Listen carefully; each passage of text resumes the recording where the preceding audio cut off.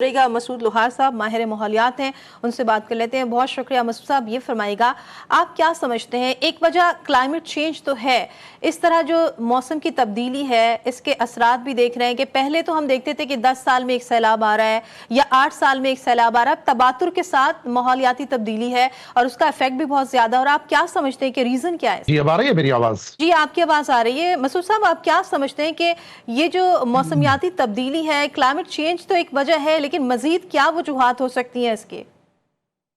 देखिए, पहली बात तो ये है कि हम ये कहते हैं कि जी हमारी कंट्रीब्यूशन जो है एमिशन में नहीं है और हमने क्लाइमेट चेंज में हमारा कोई रोल नहीं है। ये बिल्कुल गलत बात है। हमने फिजिकली पूरे पाकिस्तान को चोक कर दिया है। जब अताबाद झील बनी थी 2010 में, जो हुंजा रिवर पे जो ये इवेंट हुआ था, जी। तो ये हमारे लिए एक अलार्म होना चाहिए था कि भाई ज्योग्राफी चेंज हो रही है और हमें कुछ करना चाहिए।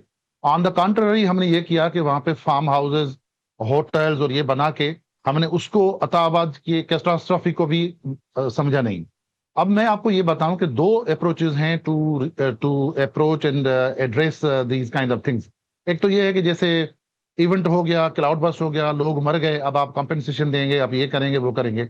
एक अंडरस्टूड बात है कि जो नॉर्थ है, क्योंकि डिफॉरेस्टेशन 30% ज्यादा हुई है लास्ट 1 डिकेड में, 30% ज्यादा हुई है। तो जब आपका जो जो दरख्त है ही नहीं, तो जाहिर इरोजन होगी।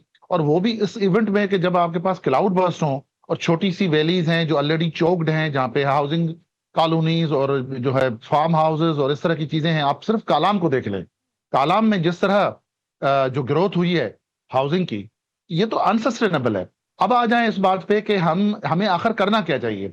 मैं तो कहता हूं इसके लिए आज नहीं, 2022 में नहीं, 2010 से के बाद बन लेना चाहिए था, जब सवात में जो है ये फ्लड आई थी, कि एक टास्क फोर्स हो नेशनल लेवल पे, जिसमें मुतल्लिका डिस्ट्रिक्ट्स के डीसीज हों, जीबी के लोग हों, और फिर यह कि एनडीएमए में कोई फोकल पर्सन हो। इस तरह नहीं है कि सिर्फ प्राइम मिनिस्टर को आप ये ब्रीफिंग दे दें बिल्कुल। कि जी इतने 2022 मरे का, हैं। मसूद साहब आपने 2022 का जिक्र किया, तो बलूचिस्तान में जो बारिश हुई थी वो तकरीबन 70 घंटे लगातार हुई थी। उससे भी हमने सबक नहीं सीखा, जो तबाही के मनाजिर थे उस वक्त।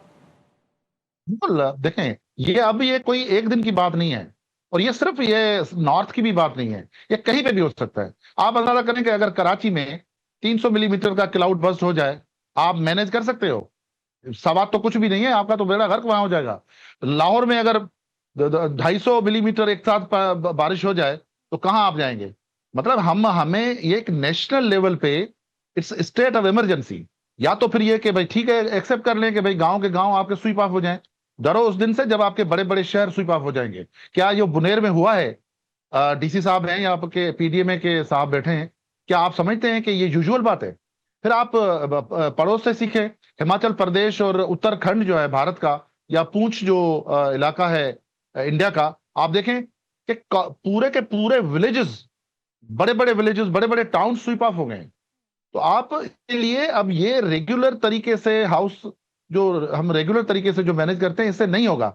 अब आपने पहली बात तो ये कि प्रोविंशियल लेवल पे केपी में भी और जीबी में भी वल्नरेबिलिटी असेसमेंट तो हो विलेजेस की, कि भाई ये जो अगर यहाँ क्लाउड बर्स्ट होगा तो ये जो विलेजेस हैं इनकी ये वल्नरेबिलिटी है। अगर आपके पास इस तरह का कोई डेटा है नहीं, तो फिर एनडीएमए को अगर एज ए क्लर्क काम करना है, एज ए डीसी काम करना है, तो यार दिस इज, मैं बताऊं कि ये this is playing with the lives of millions of people. End of the day मैं आप जो शहरी हैं, हम इन्हीं इदारों के मरहून मिन्नत है ना, कि अगर कहीं पे भी कोई ऐसा इवेंट हो जाए जो हो रहा है, मतलब आप बिल्कुल चकवाल को मसूद साहब।